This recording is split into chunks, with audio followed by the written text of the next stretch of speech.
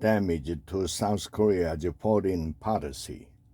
For the immediate future, protecting democracy and restoring domestic political stability must be a priority for South Korea.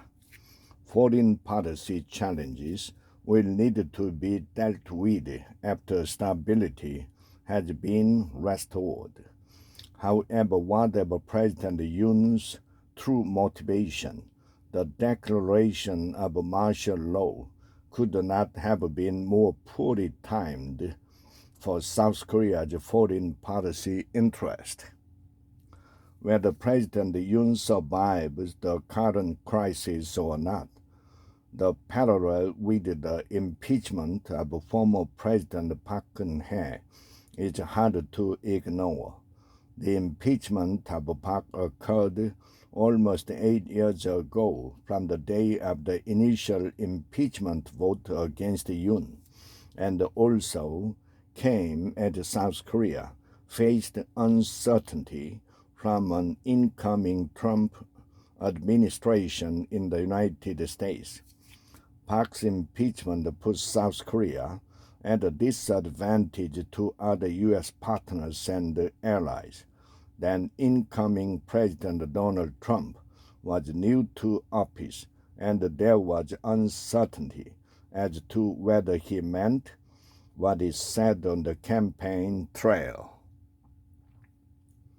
That allowed creative operators such as the Japanese Prime Minister Abe the opportunity to not only work to woo Trump, but also engage with the establishment Republicans set to fill the Trump administration. In contrast, South Korea went through a leadership void that lasted until Moon Jae-in was sworn in as president in May of 2017. During the critical period of the U.S. presidential transition and the early months of the Trump administration, no South Korean official could credibly engage with the new leadership in Washington. Prior to Yoon's decision to declare martial law on December 3rd, South Korea looked better placed to deal with an incoming Trump administration than in 2016. South Korean officials and experts had spent more than a year coming to Washington, consulting with the experts in the Washington policy community to learn what policies a new Trump administration might pursue and who would be the key players if he were to retake the White House. A better understanding of a second Trump term would allow South Korea to better prepare to navigate policy changes potentially pushed by the Trump administration related to national security and economic cooperation.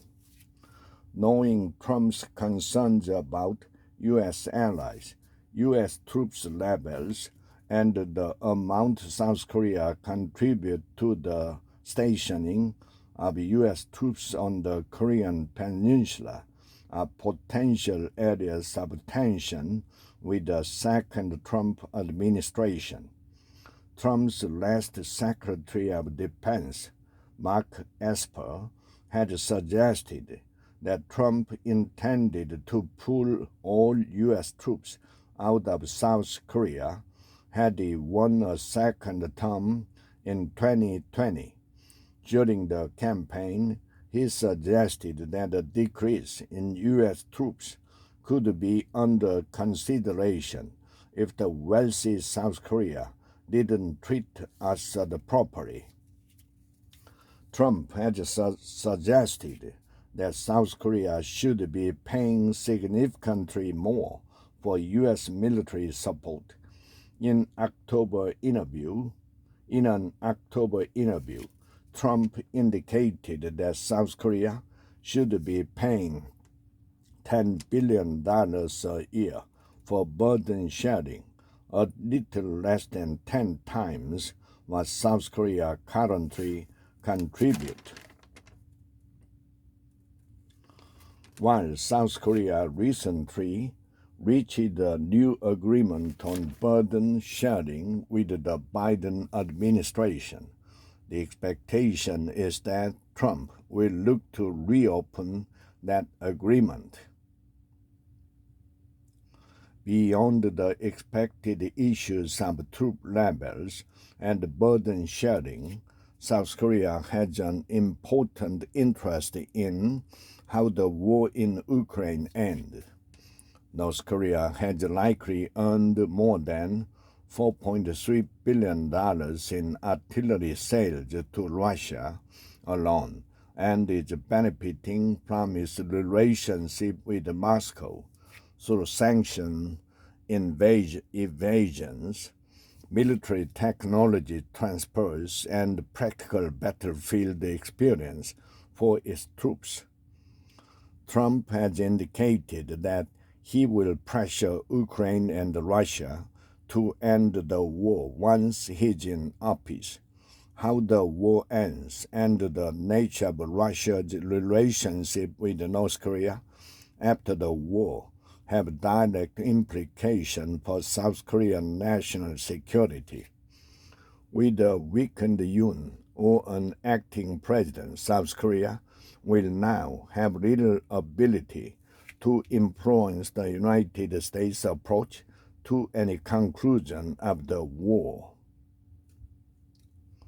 The incoming Trump administration has also put forward a range of tariff and regulatory changes that will directly impact South Korean interest, while the proposed 25% tariff on Mexico does not directly impact South Korea.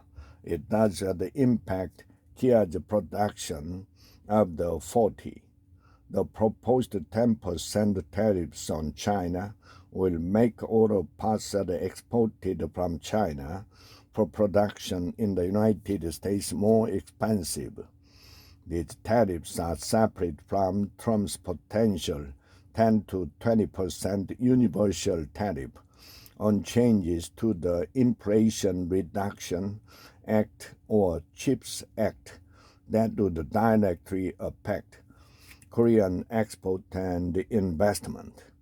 It is still unclear whether Yoon will survive the current political crisis, but whether he does or Prime Minister Han soon becomes the acting president, neither will be in a position to address the critical foreign policy issues related to Trump's return to office and North Korea's growing relationship with Moscow.